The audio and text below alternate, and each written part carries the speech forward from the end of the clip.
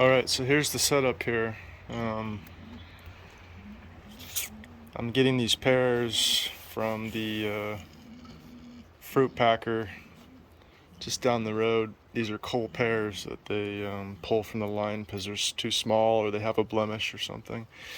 So they're free. They don't cost me anything. I'm picking them up, I'm throwing them in the quad trailer, and then I'm using the pressure washer to clean them off. Now, this is a new antique press that we picked up 2 months ago, 2 or 3 months ago. There's just 1 or 2 companies that build these nowadays, but they're ridiculously expensive, like $1,500. I paid, I think it was $800 or $700 for this, which still is a lot of money, but compared to what the new ones are, it seemed like it was a better deal. And most of the stuff on this is original, but the guy who owned it before me, he pulled the crank wheel off and set it up so that it could be run by a drill. So I've got this trigger clamp holding my drill stationary, and then in order to run this by myself, because it's really a 2-person job normally, I take another trigger clamp and I tighten it on the trigger. And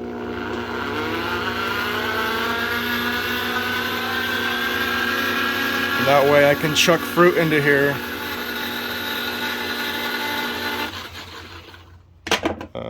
without having to stand here and run this at the same time.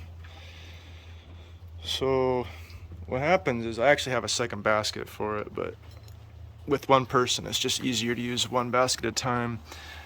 The chipper, when I throw the pears into the chipper, they drop down right there. And then once I've filled up the basket with chipped pears, I scoot it up to here, to where the pressing mechanism is. I throw this press plate in, and then I crank this guy down, and it presses the juice into this tray, this box.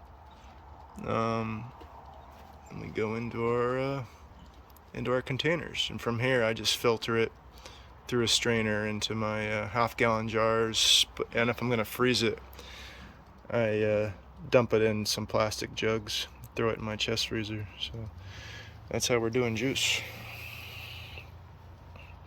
Apples are really ideal, but I'm not getting apples right now, so we're making do with pears. In case this question comes up about the stickers on the pears, you can see that any sticker that makes it through the press actually gets caught in the straining process. You can see a piece of one right there.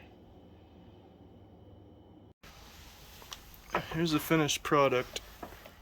This is one that I put in a jar because we'll be drinking it ASAP, because these will have a pretty short shelf life since they're not pasteurized or anything.